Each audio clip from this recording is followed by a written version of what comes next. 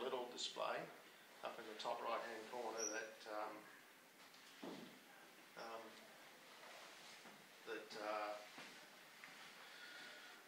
that says how many metres they are from. Unfortunately, I can't show you on, but up in this corner here is a number that just counts down and counts up as a positive and negative number. So we have 4 buttons, B flag, Y flag, room attack and UTAC. They're the 4 buttons, so the skipper presses one of those. So what happens if there's an electronic failure on one of the boats? Of course we have the audio backup. They have 2 of these on each boat.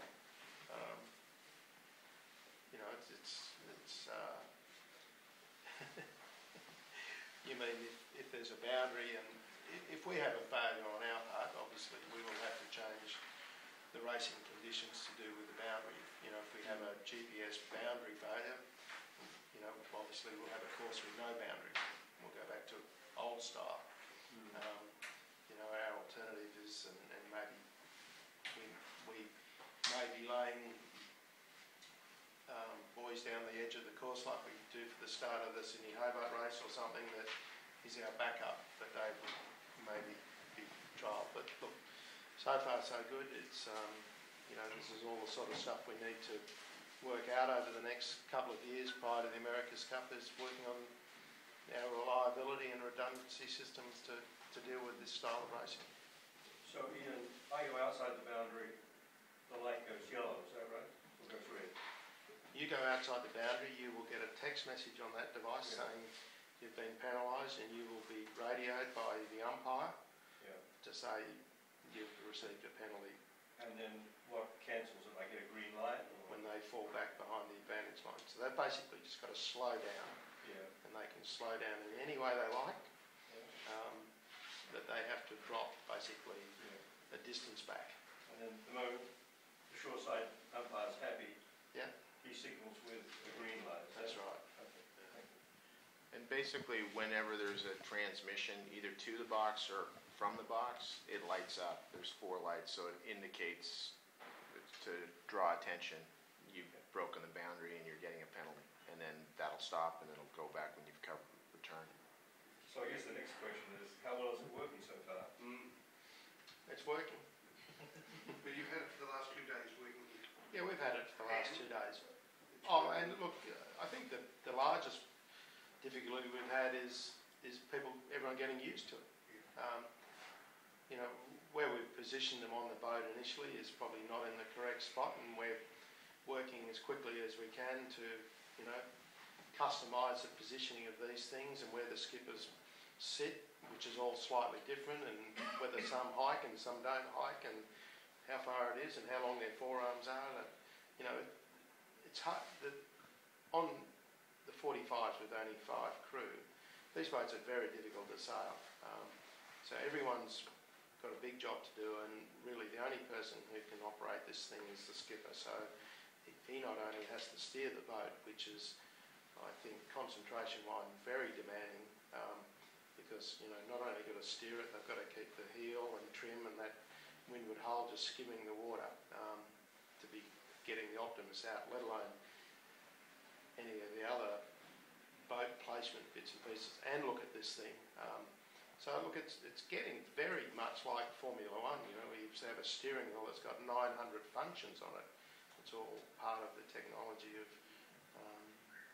what's required to sail. What you've just talked about there is really about people and them on board getting used to it. What about the actual infrastructure of the system? The system has been worked. We've had an aerial failure on the committee boat, but that didn't drop out the system for the race boats.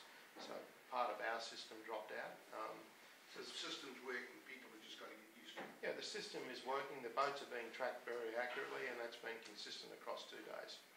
So that's, if the boats weren't being tracked consistently, we would have an issue. The rest of the user friendliness of the system is stuff we need to work on as we write the software around this.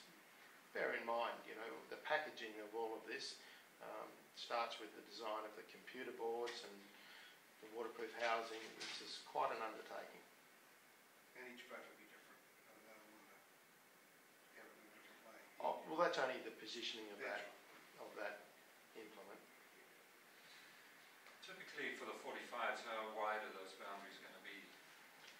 The last couple of days we've ranged between 600 and 700 metres, and obviously it depends on the length of the course. But John can speak more about that. But we have looked at gates in the middle of the course, which is a traditional way of bringing boats back into the centre, whereas we're putting effectively a gate right down the side of the course and give them freedom in the middle of the course, and we're finding that's a better solution.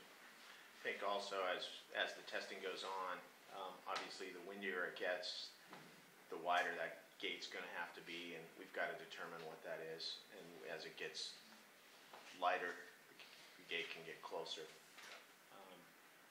The goal of the gate is to keep them in the center of the course, but also to give them enough room to try and tactically pass each other. So there's a balance in that. Can you describe some of the course shapes you've been running?